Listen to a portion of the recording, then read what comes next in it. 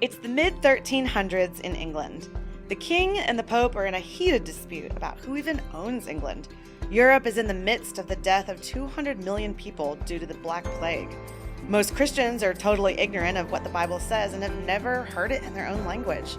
What disputes gave opportunity to a cranky, feisty Oxford scholar named John Wycliffe to initiate 300 years of reform in the Western Church?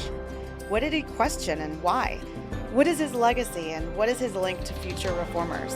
We're going to be talking about all things John Wycliffe in today's episode of Theology on Air.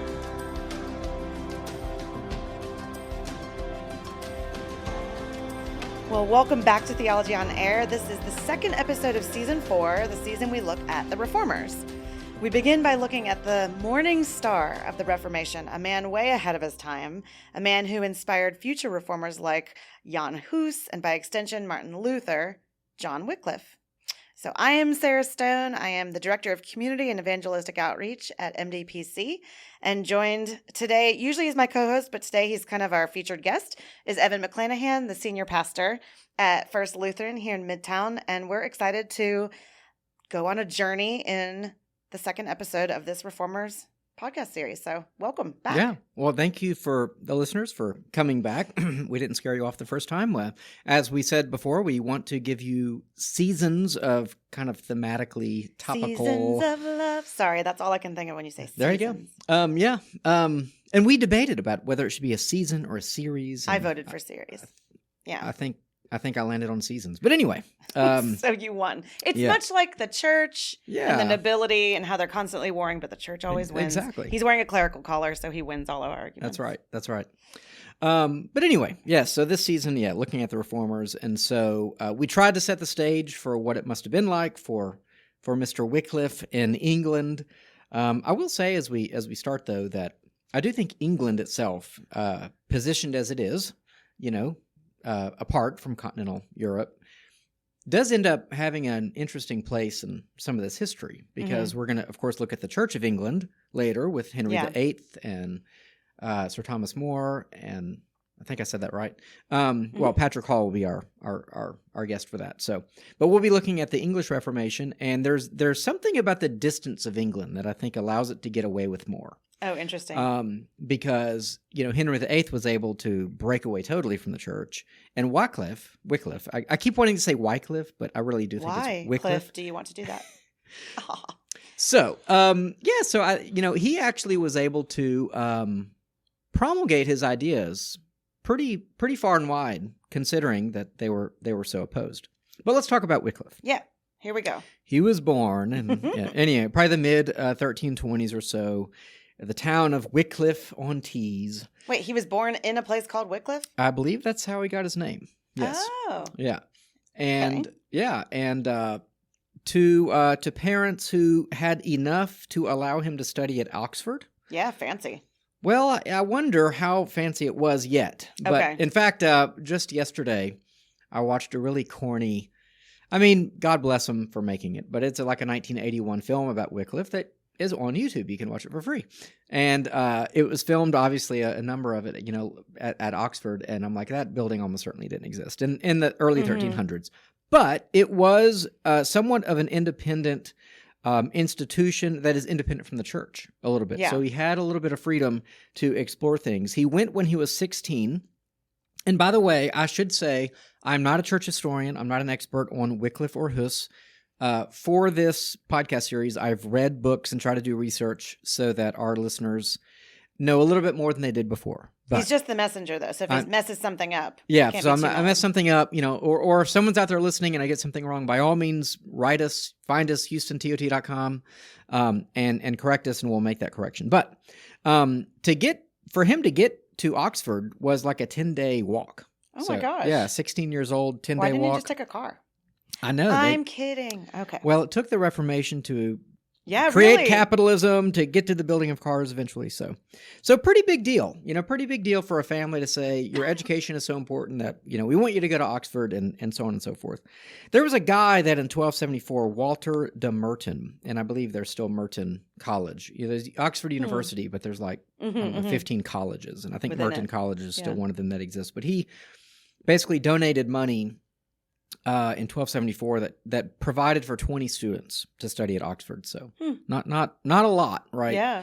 But Oxford did have this distance from the church, and like I said, continentally from Rome and so on and so forth. So there seemed to be a bit of an opening for a guy like Wycliffe to really study things. He obviously was bright. That was never, in doubt. He was proved himself to be a good debater. He was very sophisticated, and he also seemed to have this this sort of trait where I might call him a contrarian, and he might get on my nerves if I were to know him in modern life. And by the way, we could speak the same language, which is pretty cool. Like all these other people are German or something. But he seems to be a guy that takes contrary positions, studies the least popular thing. Mm-hmm.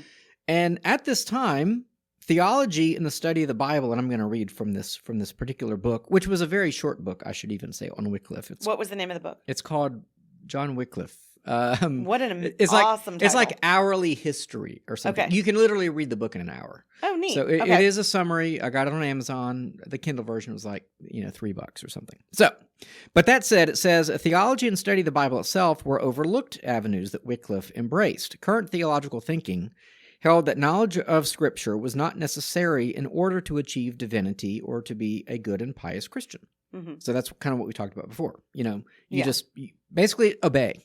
Right. Yeah. Obey, do what the church says, and everything will be fine. It's like a hostage situation, right? Everybody keep calm, and everyone's going to come out of this alive, But he also studied common law. This whole question of law is actually quite interesting.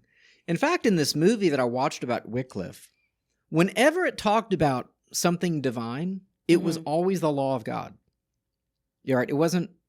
It was the gospel a little bit, but he was pressing for the law of God. And it was kind of interesting. It made me think that the writers had maybe researched, and this is the language that comes up. So when you went to Oxford, you would have studied civil law and canon law. Canon law is church law. Mm-hmm. Common law was less common. So what are the differences? Common law is case law. Okay. Case law is biblical law. Biblical law, that is case law. Yeah, I was going to say. So it's a for instance. Okay. So for instance, in the Bible, two guys go off into the woods. Mm-hmm. One guy comes back alive. Yeah. A guy who comes back alive says, well, the axe head fell off the handle. Mm-hmm. It was an accident. An accident. Oh, good one. Sorry. So that's how you have like cities of refuge in the Old Testament, right? So the idea is in a questionable situation, you don't want the mob to kill the guy who might be innocent. So he's allowed to go to a city of refuge. You look at the facts and people come to a determination. Right? Yeah. And so, but that would be case law. So that would be the example for all hypothetical future cases in which one guy ends up dead, at the hands of someone else. It's like a precedent. Yeah. It very much so. If you read the recent Dobbs decision, the whole decision was about precedent and whether precedent, even bad precedent, whether it should continue. Right. So the American system is common law. It's case law. Civil law is essentially the attempt to lay out every law for every possible situation. Okay. But common law is the application of precedent to current situations. So it wasn't commonly studied, but he studied it, and that was an example of, as a young guy, where he kind of was willing to say, I'm going to study this kind of other area. Mm-hmm. And funny that common law was uncommon to study. That's a good one. That's a good one. You all better be laughing as you listen to this. Oh my gosh, they're pastor and dad jokes is all I've got. Yeah. But this does become important because the main dispute of Wycliffe, and I said before, this, he's kind of the least sexy of the reformers, right? Because he actually gets involved in some fairly granular political disputes. Mm-hmm. And because the issues at the time are kind of like, who has the final say on certain questions, as we talked about in the first episode, of appointing archbishops, of who owns the land, and this sort of thing. Is the current king beholden to the treaty we talked about before, Treaty of 1213 that John made with the Pope. Does that still hold? These are the things that Wycliffe Now, he does look at social and moral issues and things like that, but in corruption in the church, things that we can kind of grab a hold of. Yeah. But the fact is, his common law training sort of did set the stage well for him to kind of be an emissary. He at one point goes to the Pope in Rome from England, sent by the king, to argue the king's position. And over, he finds himself arguing essentially against Rome and in favor of the English state, or English rights and so on and so forth. So common law, that's what it is. He held it. Now, 1348, we say he's probably about 20, 25 years old at this point. The Black Plague comes along. Yeah. And as you said in the introduction, 200 million people die. So that's a lot. Try to imagine that. Yeah. And obviously the population was much less than it is today. So we are talking about something like a third to a half of everyone dying.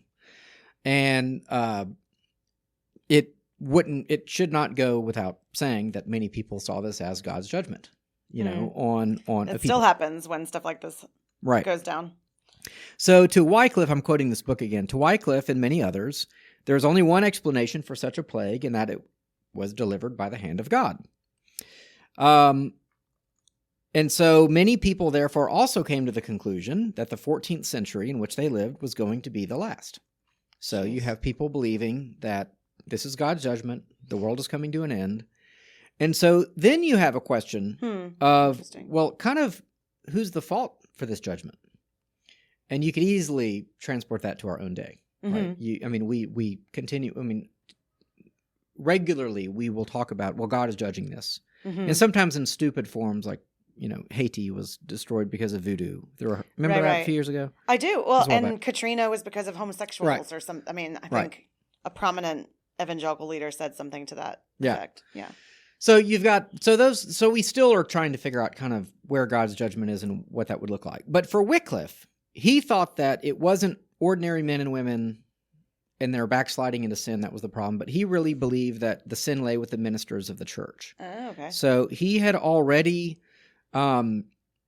seen, I think, what we would call corruption in the church. He had seen abuses in the church. He'd seen a lot of wealth in the church, and one of his main arguments throughout his entire life is going to be that the church is too wealthy, that it perhaps should not own land at all.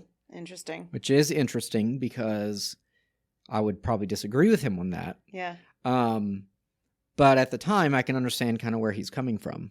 So he does believe the Black Plague is a sign of judgment, that the world is probably coming to an end, and it's the result of the church's leadership.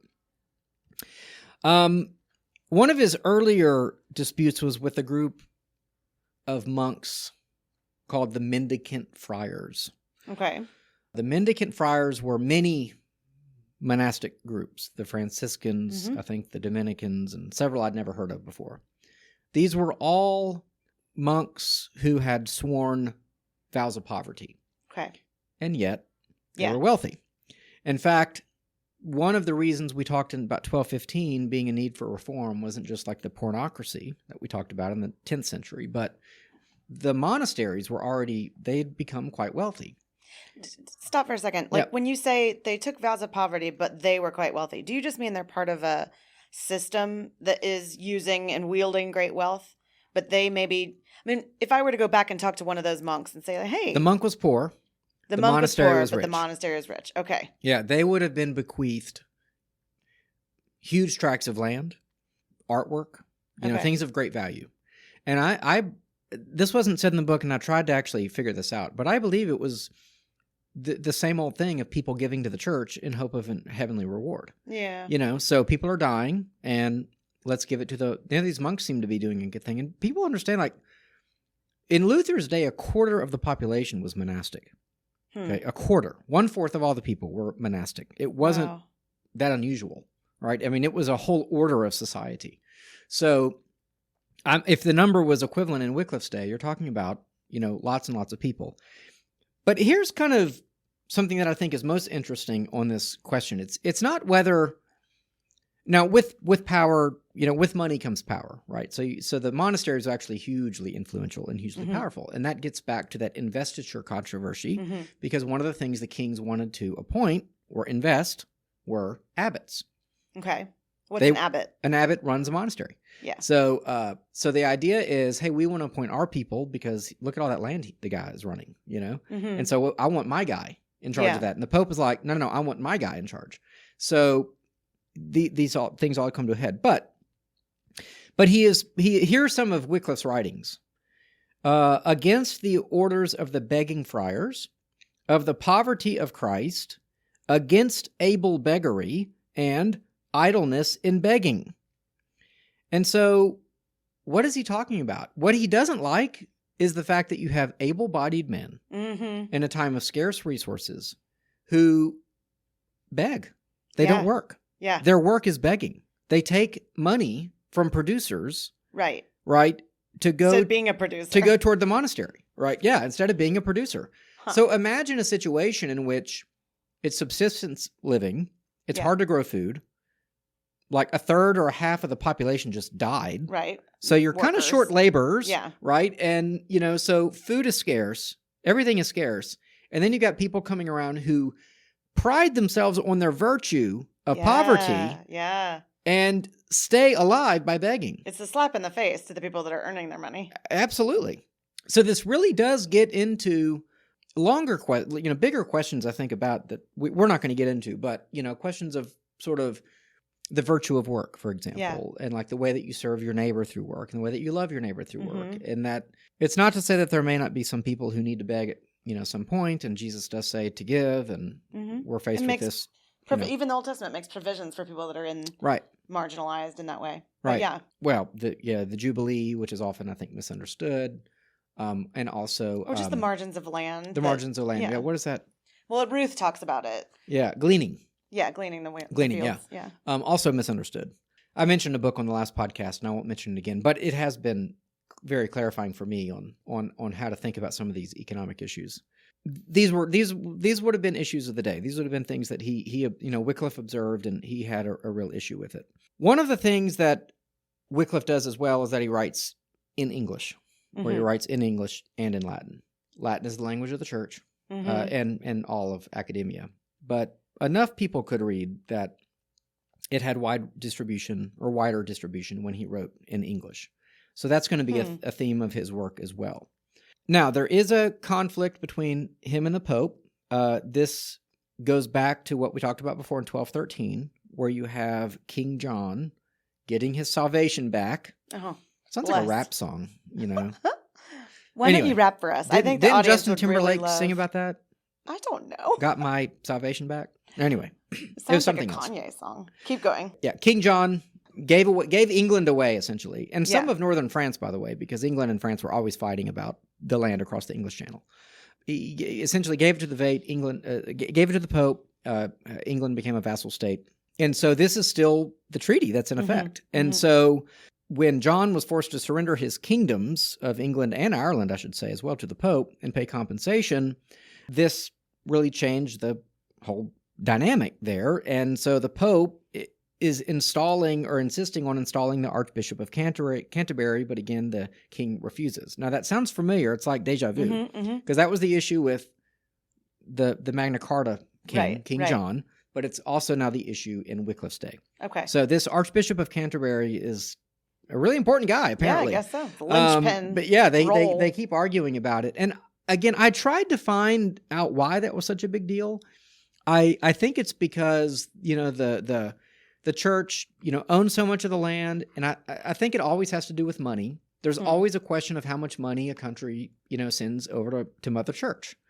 And so, if the Archbishop of Canterbury says, we're going to raise this much money and send it over to Rome, that's what we're going to do. But if the king can get his guy, sure, he can say, he can, lower that, So basically what is happening is that the Parliament, the English Parliament, is saying to the king, hey, we don't give you permission to abide by that old treaty of 1213. And so the Pope he has a monk, the Pope's name was Urban, he has a monk draw up his response. And I'm going to read from this book because it's a great summary. But he says, this was intended to be a work of reason and philosophy in which it was inescapably argued that Edward the King was liable for the agreement made by John. Moreover, the author dared England's foremost man of letters to find any hole in his logic by which the argument could be countered. And that man, of course, was John Wycliffe of Oxford. So the Pope is basically saying, hey, it's like David and Goliath, who will come out and fight me today? Yeah. I got my guy. He's saying, honor the agreement, even if it was 160 years ago. And interestingly, that's why I was talking about common law earlier, right? Because I would think that someone who has studied common law and the application of law would be pretty well suited to this sort of thing. Now, Wycliffe, his approach to the subject of theology as a teacher, I'm going to read straight from the Bible, this book here, because it says it well, was that the Bible was the one and only source on which the subject should be based. So he is quoted as saying that no science is valid unless having its origin in Scripture, no law unless it is subordinate to Scripture, and no court other than that of God. So he is appealing, early and often in his career, he appeals to Scripture as his authority. Mm-hmm. And this is going to happen over and over. Every time he's kind of put to the test, he's going to appeal to Scripture. It should sound familiar. Yeah. That's exactly what later reformers would do as well. Mm-hmm. As I said in the first one, there was a group of preachers, the Lollards, and they went on after his death as well, the Mumblers, and they did have some influence. Now he is sent to the Pope, who is Pope Gregory the 11th, who is, by the way, in Avignon, France. Oh, lovely. Yes. Now, why was he there? Well, he was French, and he didn't like Rome, I guess. So there was a period where you have the papal seat, and all of the curia and all of that are in Avignon, France. So they just moved the whole thing. And they try to end this, and this was right when Jan Hus is born. We're going to be talking about him in a subsequent podcast. Yes, and I think in 1377, toward the end of, Wycliffe dies in 84. Okay. And I think it's in 77 that you have the beginning of the schism. It's called the Great Schism of the Western Church, not between East and West. That was in 1054. This is now when you have two popes. Okay. You have two men claiming to be pope. Uh-oh. Because they try to get rid of one, and he's like, no. Yeah. And you have now countries taking sides. Okay. Interestingly, England takes the side of the Roman Pope. And France and Spain, I think, take the side of the Avignon Pope. Anyway, so all that is going on as well. But one of the issues that England has is that you've got all these clerical positions, okay, that are appointed by the Pope, and a lot of the times they don't speak English. They're like total foreigners that go in, they occupy, these offices. Sometimes they don't even show up. And they don't speak English, and yet they're raising money from the English that's supposed to go back to the Pope, which, by the way, would finance things like crusades. Jeez. In fact, I'm trying to think, when was it? The Fourth Crusade. Well, I did some research and I can't remember now. But the Fourth Crusade was the really bad one, where they didn't make it to Jerusalem, so they just attacked Constantinople instead, which was a Christian city. Yeah. And so you have Christians killing other Christians, and it was a bad look, for sure. The way that you're describing it sounds like even long before that, in Jesus' time, when Rome would have these ambassadors basically from Rome that would be the tetrarch of so-and-so, and that's where you get people like Pontius Pilate or Herod, ruling these places, but they don't really belong there. It's interesting. Yeah. You would think they would have learned something from the old Bible. Yeah, you would think. After this embassy, so he goes to talk to the Pope, and he expresses the controversial view of the Pope as Antichrist. Whoa. The worldly priest of Rome, the most cursed of clippers and purse carvers. Whoa. Now, if someone calls you a purse carver, bam, but... What does it even mean? Taking money out of people's purse, monetary? Yeah. I think it was I think he just saw it for what it was. This is just naked power at this point. I mean that in the, metaphorical. But with some popes, maybe literal. This is just raw power. This is just basically legalized plunder. Yeah. And I think that's how a lot of countries felt. They really didn't get any representation, but what were they going to do? Because remember, in 1077 or whenever it was, Henry IV begs the Pope, for salvation back, right? And so that set the stage, and other events like that where when push comes to shove, the Pope wins. Yeah. And so, it's a lot of power plays. Now, as had been mentioned earlier in this book, he actually does talk about how Wycliffe earlier in his life is appointed a clerical position that he never attended. Oh, which interesting. is kind of interesting, yeah. So maybe I'm going to assume that by the end of his life... He's like a defunct pastor. Yeah, well, I mean, see, if you had an office, you got money. It was like a pyramid scheme. It was like everyone sends in their money, it all kind of filters down. It's essential oils. Basically, yeah, I don't know.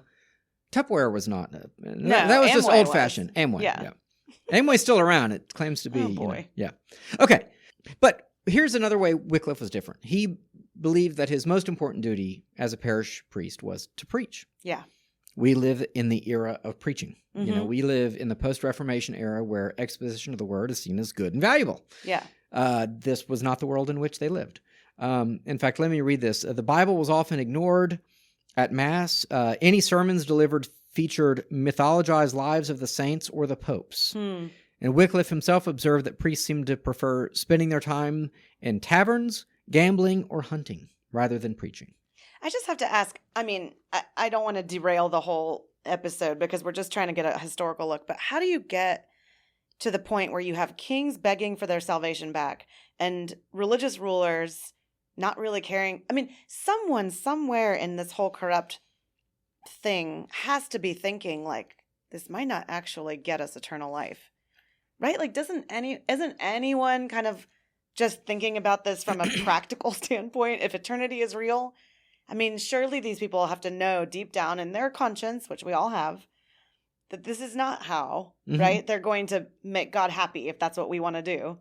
Right? I mean, the law is written on the heart. Absolutely. I think that people must have known, but the power was, unilateral. I mean, and I think that once the church, so Augustine sort of famously says there is no salvation outside of the church, to which I would agree. I think Rome, took that and ran with it. And it was like, well, we're the church. We're the kingdom of God on earth. So different kind of church, capital C, lowercase c kind of thing. Yeah. I mean, salvation is not, there is no salvation outside of Christ, and Christ is found in the church. I mean, there are ways we would talk about these things a little bit differently. So, but I think that basically the church realized, you could get a lot of money from people without doing a whole lot of work if you had sufficient power. But if they really believed in eternal things, and maybe they had just shoved that down, but if they really did believe that, they had to know that all this money that they're making was for a blip on the radar of time, right? And that they did not really stand a good chance in eternity if they were the love of money, right? I mean, that's in the Bible. The love of money is the root of all kinds of evil. It's like, I wonder, for example, did Joseph Smith believe what he said? Right. I have no idea. Yeah. I really wonder. I mean, because on the one hand... He's the leader of the Mormon church, or the beginning part of that. Or modern day cult leaders, and I think in my mind, I've come to the belief that no, they didn't believe it, and unless they over time deluded themselves. But generally speaking, I don't think they believed it, but I think they weren't willing to, once the lies become stacked, right? It's like a little lie and then a little lie. So the church went from no power to being executed, upside down on a cross. Right. To all powerful. Yeah. So how did it get there? And so, I think that it could have been with some good intentions of like, hey, the Roman Empire is falling apart. Let's have the church run the place, which is, we talked about last time with Theodosius. But it's like, once they got that power, it was like, basically if we're the only way to heaven, right? If we're the only game in town, it's so easy to take advantage of that. And we can basically say to all these people, do what we say. I mean, I joked that it was a hostage situation, but honestly, I think that was the most accurate way to say it. It's like, we're going to have a gun to the head of the entire population. And if you just do what we say, everything will be fine. It just shocks me that no one's conscience ate at them and the guilt overwhelmed them I mean, this is kind of what the Reformation is, right? Well, enough people yeah. had those moments, but still. But the lack of access to the Bible, I think. That, again, we can't imagine living in the world without that. The only people that had access were the people in power. And so you've got to keep away from the people a text that would talk about, carrying your cross or, sacrificing, because that would apply to you too. Or give away all your money. Right. Yeah. But when church offices are literally bought, this was called simony. When church offices, we joked about the Pope being sold once, but actually it was very common for lower offices to be bought all the time. Jeez. Simony was just the rule of the land. I'm living in the wrong time. I'm in ministry, and no one's paying me. I know. I'll trade you. But I feel a little bit better about my eternal state of things. So that's good. Anyway, I didn't mean to derail you. No. I'm sort of in shock. No, it's a great question. And so we've got John Wycliffe being the lone voice of reason, sort of, at least the one we know about. So here's one thing that he actually argued when he saw all of this wealth, right? Is that he argued that the ideal state of existence is communal ownership. And this would most closely replicate the original paradise in which man arose, the Garden of Eden. Excuse me. And then the Catholic Church then is supposed to be ideally a state reborn, and therefore cannot justify the ownership of any property of its own. I mean, that's one of the things he said to the church. Interesting. So wow. Bam, you shouldn't own anything. But also, he's sort of talking about socialism a little bit there, right? Right. So I think this does get into some pretty interesting areas where I'm like, well, I don't know that I would say that. Right. It was just the pendulum shifting so far. Right. Yeah. So what is an appropriate amount? Because I would argue that essentially the ownership of property enables service to neighbor. I mean, that would be my master thesis, right? Like, I can feed my children and clothe them and house them because we have a house, and we have secure place to sleep tonight. And, and that enables you to be able to give. And right. serve. And same with church worship services. Like, I don't think owning property is wrong. I think people that say that are essentially revolutionaries. And you'll have to go back to episode 1 to hear about revolution versus reform. Thou shalt not steal, I would argue, is the best example that the Bible condones property ownership, because you can't steal if someone can't own. So, look at that. Sorry, I'm derailing you again, but continue. No. So he basically talks about socialism to the Catholic Church, and they love the idea. I'm joking. Well, the nobles are not. They're cool with the idea of the church owning less property. Because guess who gets it? Right. The political nobility, right? The dukes and the Marlboroughs or whoever the heck. Earls. Yeah, the earls, yeah. Okay, so let me read again from the book. May 22nd, 1377, Gregory IX issued 5 papal bulls, which would be dispatched to the King of England, King Edward, the Archbishop of Canterbury, and the University of Oxford. And within these proclamations, he quotes 18 articles from Wycliffe's, this is regarded as Wycliffe's kind of masterpiece, De Civili Domino, in which he calls heretical. And that's where what Wycliffe... He who calls heretical. So the Pope calls these writings of Wycliffe heretical. Right. I figured. I just want to... This is Wycliffe's argument that civil magistrates have authority from God as well. Got it. Again, we live in a post-Reformation world. Yeah. We take that for granted. Take a drink. In Luther's theology, we call it two kingdoms. Theology, right? So, or you might even say, I don't know that Augustine would say this, but, city of God, city of man, but you have jurisdictions. Yeah. And in these jurisdictions, Romans 13, it doesn't give exclusive, universal, right to govern, to do anything they want to us. That's a stupid reading of that. But there are proper executions of civil government. Yeah. And God accepts that, God ordains that. And so this is what Wycliffe is arguing. He's actually arguing against the church in favor of the state having some say in these matters. By the way, Edward dies before he gets these. Oh. His grandson, Richard, succeeds him. He's 10 years old at the time. Oh, gosh. Yeah, that's how these things go. But when this happens, he's surrounded by a coterie. What's the word? Yeah, coterie. Coterie, okay. A cabal. A cabal. Including his grandmother, I think her name was Joan of Kent, and very influential woman, and had Wycliffe's back. But here is the summary that Wycliffe offers. The Pope cannot demand treasure except by way of alms and by the rule of charity. But all charity beginneth at home, for our fathers endowed not the church at large, but the Church of England. So he's making sovereignty arguments. He's saying, hey, you guys, you can't it's not taxes you're collecting here. You're collecting charity. Yeah. And we have some rights in this sort of It's thing. like a love offering. Yeah. Well, I mean, Wycliffe's summary statement then pleased the king. Yeah. And the nobility of England. Obviously. But it made the clerics of England, and all clerics, yeah. Essentially mad, of course. I mean, we think now of England as this Protestant nation where the king is the head of the church, and the church is Anglican. It is Protestant, if you will. I'm using air quotes. I say it's not Protestant just because the way that their Reformation came about through political machinations and not... It wasn't like the Lutheran Reformation. We'll just put it that way. But that said, but at the time, it was the Roman church on English soil. Right. So we have to keep reminding ourselves of that. So the English clerics then were not happy with Wycliffe at all. He was attacking the very system that fed them and was responsible for their wealth. I'm reading again from this book. You can see this is really the heart then of the conflict. So you've got basically the disagreements sort of set before you, but something does happen around this time that makes Wycliffe kind of seems to keep escaping judgment. One is this Joan of Kent, who's like, I think the king's grandmother, kind of saves him. But then in 1378, Gregory the 11th dies. He was the Pope. He was the Pope. Okay. And his successor is Urban VI. But his election rather, is mired in controversy. I'm reading now. In 1377, Gregory had moved the papal court from Avignon back to Rome.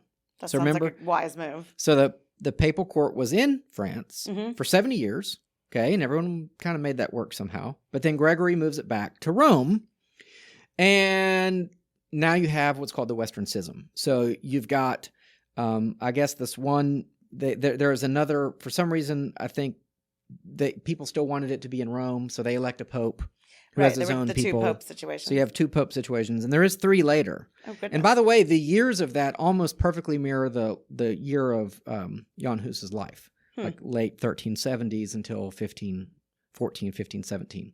So his entire life, he had 2 popes or 3 popes.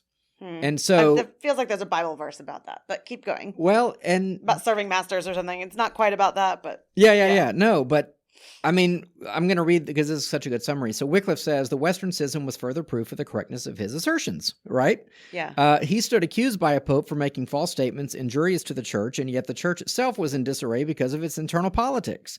Furthermore, both men laying claim to the title of pope would also lay claim to the principle of papal infallibility. Yeah. Both would lay claim to the position of God's chosen region on earth. But it must have been clear to everyone that both men couldn't. Right. It's the law of non-contradictions, right? Yeah. Both things can't be true. My comment on this, by the way, was LOL. So that's all I had to say about that. Did you actually LOL?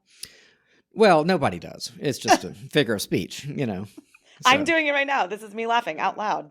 Anyway. But you didn't say you were laughing. Okay. Now, later, other issues come up. So he dies in 1384 or in 1377. So he's at the end of his life. And this is when he actually does more work on issues that we kind of understand a little bit better. For example, he talks about the need for an English Bible. There we go. Yeah. I think this is what everybody thinks of when they think of his name. Because Wycliffe, Wycliffe Society or whatever. Translations. They still I'm sure there's like a study Bible. Missionaries who go out and learn languages and... Yeah. I mean, like, I actually just went to their website the other day, and they're like, we need 250 sign languages of the Bible. Wow. Video versions of the Bible in diverse sign languages. Wow. Because there's English, there's American Sign, ASL, but there's all kinds of sign languages. That's fascinating. Isn't that crazy? Can you imagine how much work there is still to do? The Wycliffe Foundation or whatever is one of the big... one of the big evidences for the Passion Translation, I'm putting that in quotes, being just garbage. Oh, interesting. Like if you, I mean, you may want to cut this part out later. I was getting nervous. I thought you were going to say they like it. No. Okay. No, those guys are the ones that were like, hey, that guy that said he helped us put this in this other language, like he was here, but he doesn't speak these languages. And he never, I mean, it's bad news bears for that guy. Yeah. Anyway, I digress. No. So so this is a work that he begins. He probably translates the Gospels and maybe the entire New Testament into English. His team translates the Old Testament into English. Awesome. He's working with a whole group of people. Luther is more or less the same, by the way. Mm-hmm. You know, he does most of the Greek, the New Testament's in Greek, while he's in captivity. You know, those almost 2 years where he's hiding out as a knight from 1521 to 1520, late 22. Spoiler for a later episode. Sorry. But he wasn't a great Hebrew scholar, so other folks helped with that. But so Wycliffe translating the Bible into English, was he the first one to do that? According to this book, there were some portions of the Bible that had been translated into the vernacular, but none had tried to do the entire book. Okay. So this was a big deal. And this was, I'm hoping I have a quote here. Yes, let me just read this because the assault on him for this is pretty remarkable. Wow. Until Wycliffe's time, priests were above their congregations, using the mystical language of Rome as a barrier to separate themselves from the masses.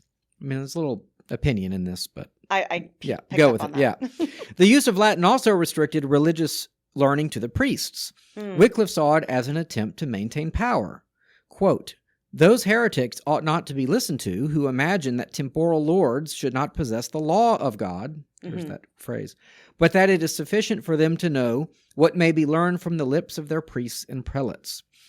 The clergy said that this translation was a lessening of the Bible, and reducing it to the common language of the masses was equated with casting pearls before swine. They believed that it was a duty given by God for his clergy to be the only ones allowed to know the Bible and thence to teach it to others. Yikes. Now, I mean, I will say, when you have a radical, if you will, democratization of the availability of the Scripture, some people are going to screw it up. Oh, yeah. That's a risk. There are many false teachers in our own day. We talk about them regularly on Theology on Tap. And what is the standard to which we go to argue that they are false teachers? The Scriptures. So it is arguable. I mean, to put the best construction on it, the Roman Catholic Church was trying to keep the population from going into error. So the less they know, the less likely they are to go into error. I think that's a stupid philosophy, and that doesn't work. What you end it also assumes they're all swine using the pearls before swine. Right. You know, like, geez. Yeah, they're stupid and unlearned. They're not worthy of the Scriptures, and probably leads to a whole lot of things like superstition. Because it talks about mystical language. Yeah. In Islam, the only Quran is the one that's in Arabic, right? Yes. If it's in anything other than Arabic, it's not really the Quran. It's like a bastardized version or something. Yeah, I mean, I think that they would... I mean, of course, different Muslims might actually have different views on this, but I think by and large they wouldn't discount it, but they would qualify, Yeah. Like I have a study Quran, but it says like the title is something like a study English copy version, secondary to the, it has like a long subtitle, but anyway. Right. The next major issue that he did take on was transubstantiation. Here we go. We talked about that last time, and it was officially dogmatized in 1215, so we're now talking 1380 or so. And his argument was, actually this hadn't been around that long. Yeah. And, they do, I'm not going to go through all the transubstantiation, but it was an innovation. Now, I think the best biblical case for transubstantiation is in John 6, when Jesus is upping the stakes to the crowd when he feeds the 5,000, and he says, "If you don't eat my flesh, you have no part of me." Whether that was a Eucharistic text or not, I would say no. Some people say yes. Obviously, Catholics say yes, but I would say no. Because I would argue that the eating of the flesh does not mean that one is in fellowship with Christ. Right. That is how many Roman Catholics eat the flesh in their own teaching every single week? Oh, I see people go up and take communion that I know don't believe. Yeah, don't believe, unrepentant, the whole thing. We might have to add that to our Does the Bible Really Say episode. Absolutely. Series. Anyway. Yep. Season 3. So he just goes full on Wycliffe and is like, nope, transubstantiation is not a thing. It's indefensible. It's an innovation of the church. But as I've already said, the church cannot go back on that. Right. The whole system would have to collapse. The whole system would have to collapse because then you'd be questioning the infallibility of the Pope? Yeah. Okay. And the tradition being, councils are part of the tradition, right? So councils, when people get together and make a decision, that's a council. That's part of the capital T tradition. I mean, some councils were. Of course, some councils weren't. Yeah. How do you decide? Well... the people with the power and the money. It looks like. Yeah. Long story short, this is right at the end of his life. There are 24 there are 24 things.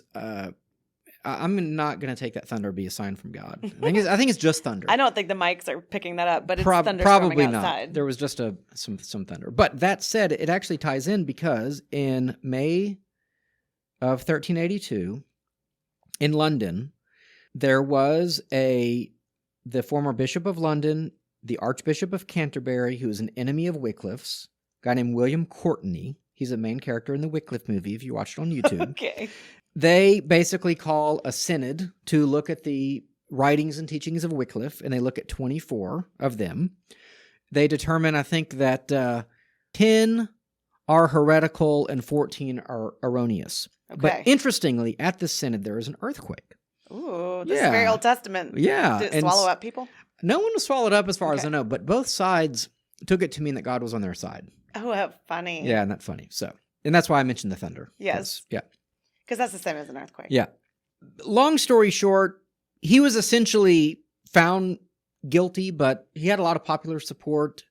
And his punishment was basically that he couldn't teach at Oxford anymore. And he went back to his parish in Lutterworth, England. I don't know where that is, but it sounds lovely. I would just love to have an MG driving through the English countryside. That's a kind of car.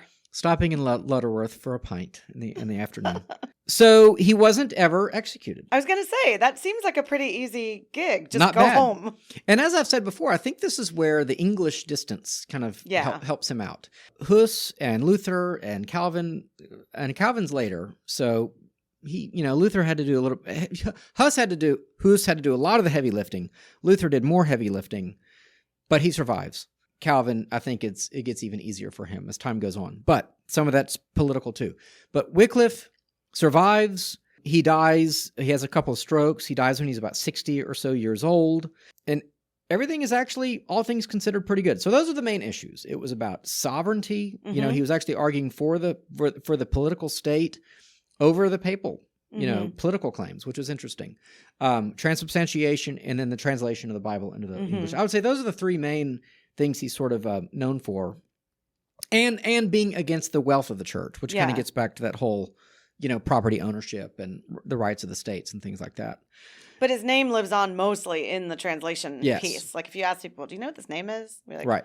I think he has the Bible in different languages. Absolutely. Interesting. William Tyndale is a translator later as well. And some portions of the Wycliffe Bible, as I understand it, were imported wholesale into the King James, which was in 1610, I think. 1611, I think, was the first publication. So some hundreds of years later.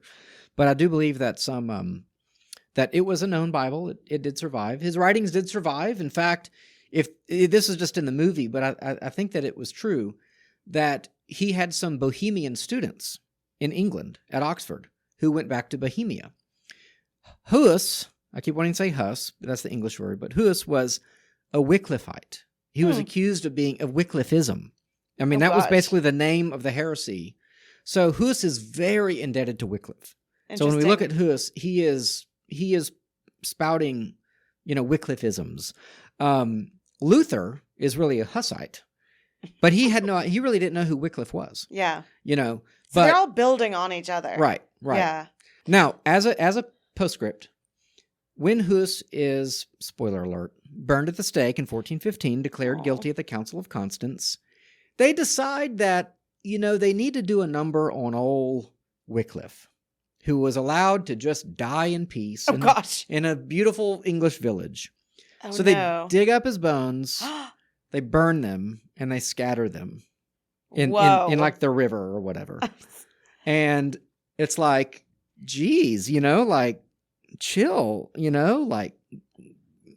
jealous much? I mean, what? So yeah, it was pretty interesting, pretty gross. It was like, we got to kill this rebellion once and for all. It's like the Empire. Except in Star Wars. If they actually read the Bible, they would know that was just his body. And anyway. And interestingly, when Jerome translated the Bible into Latin, the Vulgate, or the vulgar tongue, right? The common tongue, that was hugely controversial. Yeah. It's like, wait a minute, you can't do that. You're taking it out of the original language. So it's funny how the Latin then becomes the ultimate standard that no one can ever translate from that. So, but yeah, so I mean, the disrespect. That's all it is, right? Seriously. They can't actually hurt him. So all they can do is disrespect his bones and his legacy. So we might have to do an episode, because the purpose of this is just sort of a historical look at these things. But I can hear my skeptical friends, I can hear their questions being something like, so all those people for hundreds of years that didn't really have the Bible being explained to them the right way, are they, quote, saved?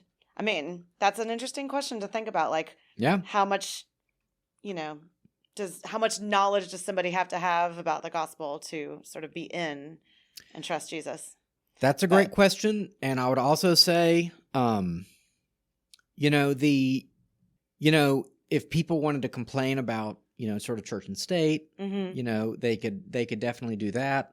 My thing I always come back to is, well, they were acting out of accordance with their Christian worldview, not in accordance, even though they had the power of the church and all that, right? So they're actually doing the wrong thing. So if people wanted to say, how could I trust in the church? It's so corrupt. It's always been corrupt. I'd say, well, they were not acting as Christians. So let us strive to be Christians now. Right. It's all I have authority over. It's all I have power over is me right now. Yeah. So what does it mean to be a Christian right now? Lots of thoughts for the future, but we're going to close this out for today. And our next episode will be on Hus. Yeah? Yep. Yeah? Okay. His name is Jan Hus. Maybe we'll have a game about how many times it comes out Hus or Hus. But stick with us. Thanks for listening. And until next time, as always, question freely, think deeply, and disagree as needed.